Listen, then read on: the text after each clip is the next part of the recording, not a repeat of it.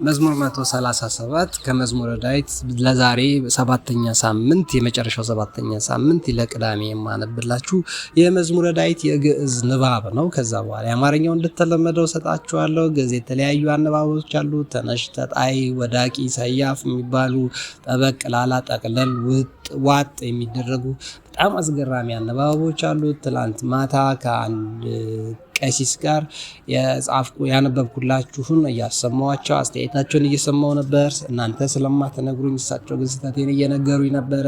ቀስ ያልክ ግን የሚታረም ነው አሉኝ። ይሄም ብላችሁ ለምንድን ነው? የዩኒቨርሲቲ ዲግሪ ይዤ ዘመናዊ ትምህርት ተምሬ በኢትዮጵያ ምድር ላይ በአዲሱ ስርዓተ ትምህርት በደርግ ዘመን ተወልጄ እዚህ የደረስኩኝ እንደዚህ አይነት ውዳሴ ማርያም እንኳን መድገም በትክክል የማልችል ዳዊትን ማድረስ የማልችል የእናንተው አካል እንደሆንኩኝ እንድትረዱ ነው። ተያይዘ እንድናድግ ደግሞ ስለሚያስፈልግ በየአቅማችን ከያለንበት ልንቀራረብ ይገባል ማለት ነው። ዛሬ የመዝሙረ ዳዊት መዝሙር 137 ምዕራፍን ከማንበቤ በፊት ለተመድኃኔዓለምም አይደለም።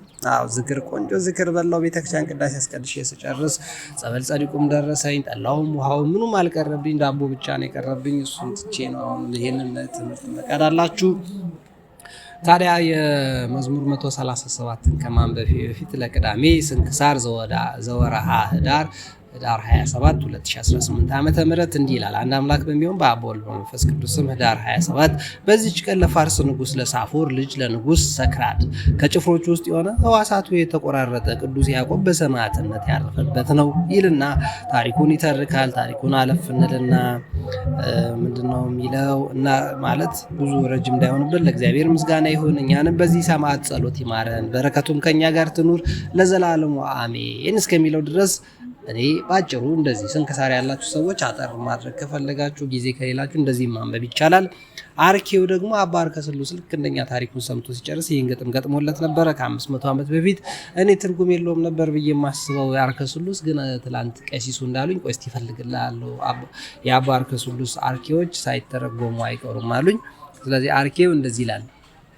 ሰላም ለያዕቆብ እጉሰ መከራ በህቁ ለእግዚአብሔር ሰማዕተ ጽድቁ አርባ ወክልኤ እስከ ይከውን ሁልቁ አባሎ በመጥባህት አመሃራ ንጉሥ ወሰጠቁ መንፈቀ ስጋሁ ጸለየ መዊቶ መንፈቁ ይላል። በዚህች ዕለት ከ72ቱ አርድእት ማለት ህዳር 27 ከ72ቱ አርድእት አንዱ የሆነ የፊሊሞና መታሰቢያም ነው። በረከቱም ከኛ ጋር ትኑር ለዘላለሙ አሜን የሚለውን ከሰማ በኋላ አባ አርከ ስሉስ ደግሞ እንዲህ አለ።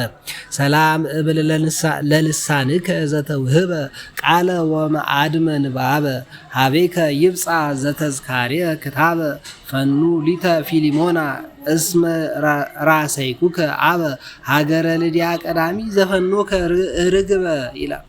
አባ አርከ ስሉስ የሚገርም ሰው ነው። እንዲህ እያለ ይገጥምላቸው ነበር ማለት ነው። እሺ በዚህችም ቀን በህዳር 27 በንሁር ከሚባል ሀገር ቅዱስ ጢሞቴዎስ በሰማዕትነት አረፈ ይላል። ስለ ቅዱስ ጢሞቴዎስ ይናገራል። ጊዜ ያላችሁ ቁጭ ብላችሁ ታነቡታላችሁ፣ የሌላችሁ ደግሞ ለእግዚአብሔር ምስጋና ይሁን። እኛንም በጸሎቱ ይማረን፣ በረከቱም ከኛ ጋር ትኑር ለዘላለሙ አሜን ብላችሁ ትጨርሱና ከተቻላችሁ ደግሞ አባ አርከ ስሉስ ለዚህ ጻድቅ የገጠመውን አርኬ እንዲህ ብላችሁ ታነቡታላችሁ። አርከ ስሉስ ነው ስሙ። አርኬ አሉት አባቶች ለአርከ ስሉስ መታሰቢያ እንዲሆን። ሰላም ለጢሞቴዎስ ለሀገረ በንሁር ሐጹራ ወለብእሲቱ ሰላም እንተ ተሰመይ ሞራ ሀበይ ገብሩ በዓለ በመሰንቆ ወበእንዚራ ቅድመ መኮንን ሶበ ወሰድዎሙ ሐራ በእንተ ክርስቶስ ተወክፉ ብዙሃ መከራ ይላል። በዚህችም ቀን የገብርማው የአባ ተክለ ሐዋርያት የአባ ገብረ ዮሐንስ የደብረ ቁንጽል የአባ ሊቃኖስ መታሰቢያቸው የመድኃኒታችንም የስቅለቱ መታሰቢያ ነው። ህዳር 27 የመድኃኒታችን የስቅለቱ መታሰቢያ ነው። በረከታቸውም ከኛ ጋር ትኑር ለዘላለሙ አሜን የሚለውን አባ አርከ ስሉስ እንደኔ እንዳንተ እንዳንቺ ካነበቡ በኋላ እንዲገጠመላቸው ሰላም ለተክለ ሐዋርያት በተአምሆ ወለተአምሪከ እሴብሖ ለምሳሐ ሰንበት ሶበ ፈቀደ ይጥብሖ ተማኅፀንኩ በጸሎትከ እንዘ ይብል ከሊሆ በልሳንከ ሰብአ ነበበ ንቃዊ ዶርሆ ይላል። ከዛ ለጌታችን ደግሞ ሰላም ለከ ገብረ ዮሐንስ ቡሩክ ብእሲ ሰማያዊ ወምድራዊ መልአክ ወዘምግባሪ ከኒ ግብረ ሐኒክ እስመ ተሰየምከ በስምረተ ክርስቶስ አምላክ ከመሐዋርያ ዮሐንስ ወነቢይ ሄኖክ። ለመድኃኒታችን አይደለም ለነዚህ ጻድቃን ነው። በዚችም ቀን ዘርቦች በሚባል አገር የደብረ ጉዬ ሰማዕት ቀለሜንጦስ መታሰቢያው ነው። በረከቱም ከኛ ጋር ትኑር ለዘላለሙ አሜን። ይህን ከሰማ በኋላ አባ ርክስሉስ እንዳልኳችሁ ሰላም ለስቅለትከ ማእከለ ፈያት ክልኤቱ እንዘ ያጸንዑከ በሀብል ወበቅንዋት ሐምስቱ። ለጌታችን ደግሞ ህዳር 27 የመድኃኒዓለም መታሰቢያ እንዲህ አለ፣ ልድገምላችሁ። ሰላም ለስቅለትከ ማእከለ ፈያት ክልኤቱ እንዘ ያጸንዑከ በሀብል ወበቅንዋት ሐምስቱ ኢየሱስ ክርስቶስ ለያዕቆብ ሃይማኖቱ ይቤሎሙ በእንቲአከ ለእለ ተንሥኡ ቦቱ አአምን በክርስቶስ ወእገኒሎቱ ይልና ያቆማል ማለት ነው። እግዚአብሔር አምላካችን በዚህ ዕለት በህዳር 27 ከሚታሰቡት ከራሱም ከስቅለቱ በረከት ረድኤት ያግድለን፣ ጸጋውን ሀብቱን ያጎናጽፈን፣ የሁላችንንም መጨረሻ ያዛምርልን በማለት መዝሙር 137ን ለእናንተ በግዕዝ ወደ ማንበቡ ይሄዳለሁ ማለት ነው። ወንድሞቼ ከተመቻችሁ የተረዳችሁትን ሀሳብ አስተያየት ብትሰጡ ይጠቅማል። ለማደጋችን ተያይዘን ብናድጋ ይሻላል። በያላችሁበት ሀገር በተለያየ ሀገር ሆናችሁ የምትሰሙኝ የምታደምጡኝ ትዕግስታችሁ ብርታታችሁ የሚያስቀና ኢትዮጵያን ግን በእናንተ ሳልቀና ወደ ኋላ አልልም። የመድኃኒታችን የኢየሱስ ክርስቶስን ለማንበብ ፈቃደኛ ሆናችሁ ወደዚህ የመጣችሁ ጠቅላላ መዝሙር 137 እንዲህ ይላል። በእንተ ትሩፋን እገኒ ለከ እግዚኦ በኩሉ ልቤ፣ አቤቱ በሙሉ ልቤ አመሰግንሃለሁ። እስመ ሰማዕከኒ ኩሎ ቃል አፍወ፣ የአፌን ቃል ሰምተኸኛልና። በቅድመ መላእክቲከ እዜምር ለከ፣ በመላእክት ፊት በቅዱሳን በተላላኪዎች ፊት እዘምርልሃለሁ። ወእሰግድ ውስተ ጽርሐ መቅደስከ፣ በቤተ መቅደስም ቆሜ እሰግድልሃለሁ። ለመስገድ ያብቃን። ሁላችንም የራቅን ከቤተ መቅደሱ ያቅርበን። ወእገኒ ለስምከ፣ ለስምህም እዘምራለሁ። በምህረትከ ወበጽድቅከ፣ በምህረትና በጽድቅ ነው ለዚህም የበቃሁት። እስመ አበይከ ዲበ ኩሉ ስመከ ቅዱስ፣ ስምህ ቅዱስ ነውና።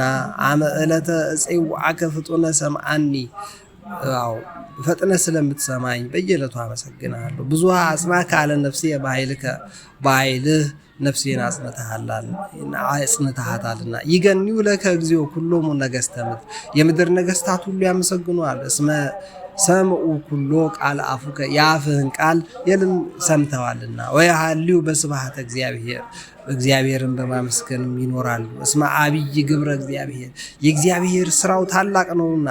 በልዑ ለእግዚአብሔር ግሩም ግብርከ፣ በልዑ ለእግዚአብሔር ግሩም ግብርከ፣ እግዚአብሔርን በሉ ስራ ግሩም ድንቅ ነው የሚል ቃል ማላል። እስመ ልዑል እግዚአብሔር ወኢሬይ ዘበታቱ፣ እግዚአብሔር ታላቅ ነውና ታች ያለውን ያየዋል። ወለነዋህኒ የምርሁቅ ያምሮ፣ እንደ ከፍታው እንደ ሰው አይደለም። ዝቅ ያለውንም ያውቃል። በግራም በቀኝ ከላይ ከታች ከውስጥ ከሩቅ ከቅርብ ከሩቅ ያለውን ያውቃል። እመኒ ሆርኩ ማእከለ ምንዳቤ፣ እመኒ ሆርኩ ማእከለ ምንዳቤ አንተ ተሃይወኒ፣ በመከራና በችግር መካከል ብሄድ አንተ ሕይወትን ትሰጠኛለህ። ዲበ መዓተ አሕዛብ ሰፋከ እደወየ፣ በአሕዛብ መካከል እጅ ሰፍታልኛለች። ዋደነኒ የማንከ ዋድሃነኒ የማነከ፣ ቀኝህም አዳነችኝ። ወእግዚአብሔር ይትበቀል ሊተ፣ እግዚአብሔር ይበቀልልሃል። እግዚኦ ሳህልከ ለዓለም፣ አቤቱ ምሕረት ለምድር ይሁን። እግዚኦ ተግባረ ደዊከ ኢተሃየይ፣ የእጅህም ስራ ከኛ አይራቅ። በረከተ ረድኤት ይጎብኘን ይላል። ስብሐት ለአብ ወወልድ ወመንፈስ ቅዱስ ለዓለም ወለዓለመ ዓለም። ምስጋና ለአብ ለወልድ ለመንፈስ ቅዱስ ለዓለም ወለዓለመ ዓለም ይላል። አሁን ዘሉሚነስ አይ የሚል ቅዱስ ኤፍሬም የደረሰውን ደግሞ ያነበብኩ ነው። የቅዱስ ዮሐንስ አፈወርቅ ደግሞ ስብከቶቹ ልክ እንደሱ ሆሚሊዎቹ ዘሉሚነስ አይ በሴባስቲያን ብሮክ የተጻፈ የሚገርም መጽሐፍ መሆኑን ለመጀመሪያ ጊዜ አየሁት። በእርግጥ ከተላከልኝ 2 ዓመት ያልፈዋል። ለማንበብ ይችላችሁ። ብርህት አይን ብለው የተረጎሙም ኢትዮጵያዊ እንዳሉ አይቻለው። መጽሐፉን ገዝታችሁ የምታነቡ ሰዎች ተጠቀሙበት። በትልቅ ሊቅ ብርህት አይን ዘሉሚነስ አይ የሚባለውን ሴባስቲያን ብሮክ የሌላ ሃይማኖት ተከታይ ነበረ። የቅዱስ ኤፍሬም ብዙ ትልልቅ መጽሐፎች ካነበበ በኋላ ወደ ኦርቶዶክስ ተጠመቀ። በስተርጅና አሁን ወደ ኦርቶዶክስ ገብቷል። የትኛዋ የአርመን ይሁን የግብፅ ይሁን በእርግጥ እርግጠኛ አይደለሁም፣ ግን ኦርቶዶክስ ቤተክርስቲያን ትክክለኛ እንደሆነች አምኑ ተመልሷል። እግዚአብሔር አምላክ እንደ አባቶቻችን የኛንም ልቦና ይመልስልን። ያጣነው ብዙ አይደለም ወንድም እህቶች፣ የጎደለንም ብዙ አይደለም። እቺም ሰማይ አለች፣ ተዘርግታለች፣ አልተቀደደም። የሰማይ መስኮት ደመናው አለ፣ ነፋሱ ይነፍሳል፣ አየሩ እናገኘዋለን፣ ኦክሲጅን እንስባለን። ምን ይደረግ?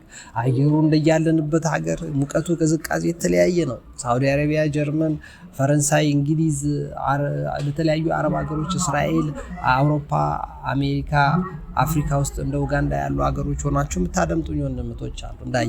እንደያለንበት ሀገር አየር ንብረቱ የተለያየ ቢሆንም እግዚአብሔር ግን የተለያየ አይደለም።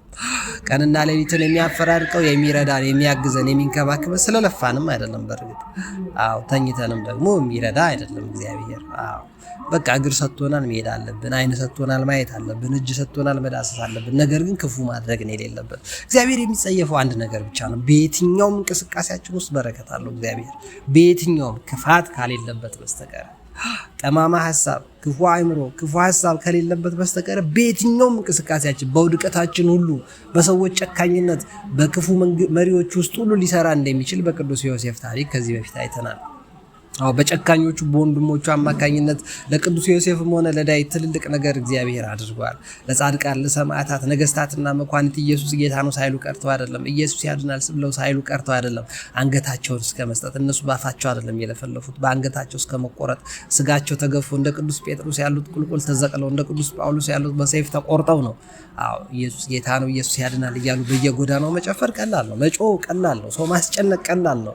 ግን ለተራበ ማብላት፣ ለተጠማ ማጠጣት፣ ለታረዘ ማልበስ፣ ለተጨነቀና ለተቸገረ ማጽናናት ግን ይከብዳል። ምክንያቱም ከአንተ ቅንነት ይፈልጋል። ለራሱ ያልሆነ ደግሞ ለሰው መሆን አይችልም ይላል ቅዱስ ዮሐንስ አፈወርቅ። ኖዋን ካን ሀርም ዘማን ሁዳ ዞነት ሀርም ሂም ሰልፍ የሚለው መጽሐፉ ጽሁፉ ራሱን ያረዳ ሰው ሌላው እንዴት ሊረዳ ይችላል? ራሱን የጎዳ ግን ሌላ ሰው ከመጉዳት ወደኋላ አይልም የሚለውን ትምህርት ለዕለተ ቅዳሜ ካስተላለፍኩላችሁ ይበቃል። መልካም ዕለተ ቅዳሜ፣ ቀዳሚት ሰንበተ ክርስቲያን እንዲሆንላችሁ እመኛለሁ። እግዚአብሔር ስራውን ፈጥሮ 7ኛው ቀን ብሎ ያረፈባት ይህች ነች። ነገ ደግሞ ዕለተ እሑድ ነው። እንደ እግዚአብሔር ፈቃድ የ8ኛውን ሳምንታችንን የነቢያት ትንቢት ነገ በማንበብ እንጀምራለን። ጸሎት ሀሳባችሁ እገዛችሁ አይለኝ። በተለያየ እገዛ ማገዝ ትችላላችሁ፣ እንደየጸጋችሁ እንደየተሰጣችሁ። በጸሎት የምታስቡኝ ኃይለ ጊዮርጊስ በሉ። ለቤተሰቦቻችሁ ጸልዩ። ምንም ማድረግ አልችልም አትበሉ። ቢያንስ መጸለያችሁ። ጸሎትም አልችልም አትበሉ።